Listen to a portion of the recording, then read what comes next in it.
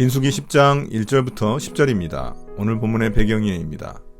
오늘 말씀은 출애굽기 19장에서 시내산에 도착했던 이스라엘 백성들이 이제 시내산을 떠나 광야로 나가기 전 마지막 단락입니다.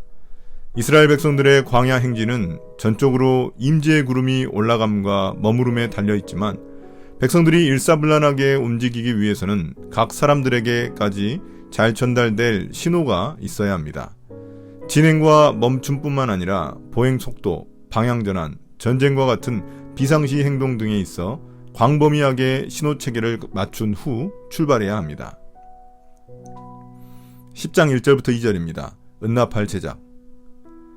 주님께서 모세에게 말씀하셨다. 너는 은나팔 2개를 만들되 은을 두드려서 만들어라. 그것들은 네가 회중을 불러 모을 때와 진을 출발시킬 때 필요한 것들이다. 이제 나팔을 만들어 백성들 간에 약속된 신호를 공유하여 일사불란하게 명령을 전달하려 합니다. 나팔 소리는 모세가 이스라엘 백성들을 지휘하는 수단입니다. 주님은 모세에게 은나팔 2개를 만들라 명령하시고 그 용도를 알려주십니다. 나팔의 용도는 회중을 소집시키거나 군대 지휘관들을 호출하거나 이스라엘의 진을 출발시키는 것입니다. 10장 3절부터 10절입니다. 은나팔 사용법. 2개를 한꺼번에 길게 불면 모든 회중이 회막 어귀에 모여 너에게로 나올 것이다.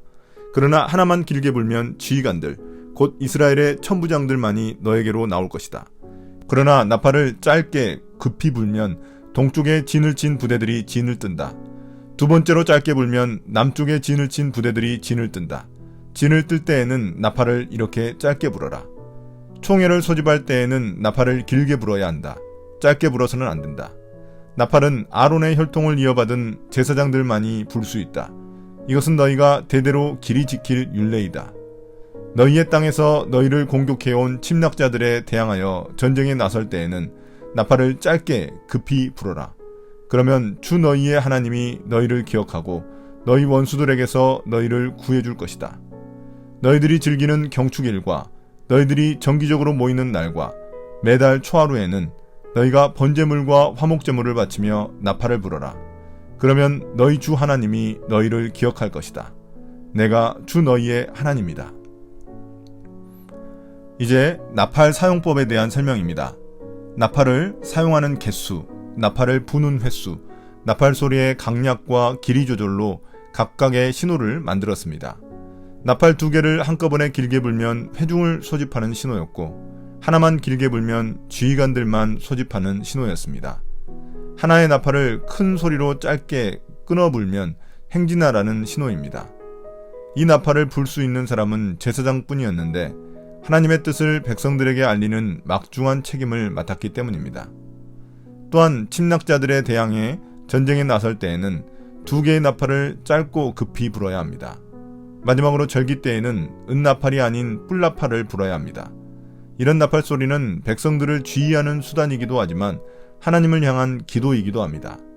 하나님이 나팔 소리를 들으시고 이스라엘 백성들을 기억하시고 그들을 보호하시고 구원해 주시기를 바라는 것입니다. 오늘의 묵상 포인트입니다. 첫 번째, 나팔은 백성들에게는 주님의 뜻을 전하고 주님께는 백성들의 상황을 알리는 수단입니다.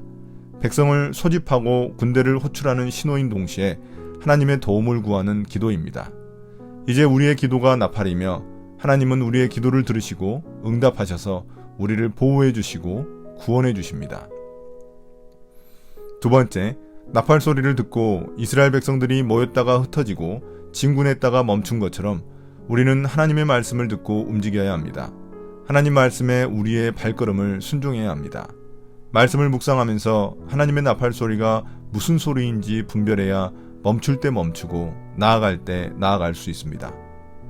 오늘의 기도입니다. 주님, 오늘도 말씀의 소리를 듣고 기도의 소리를 내며 광야 같은 인생길을 걸어가게 도와주십시오. 예수님 이름으로 기도드립니다. 아멘.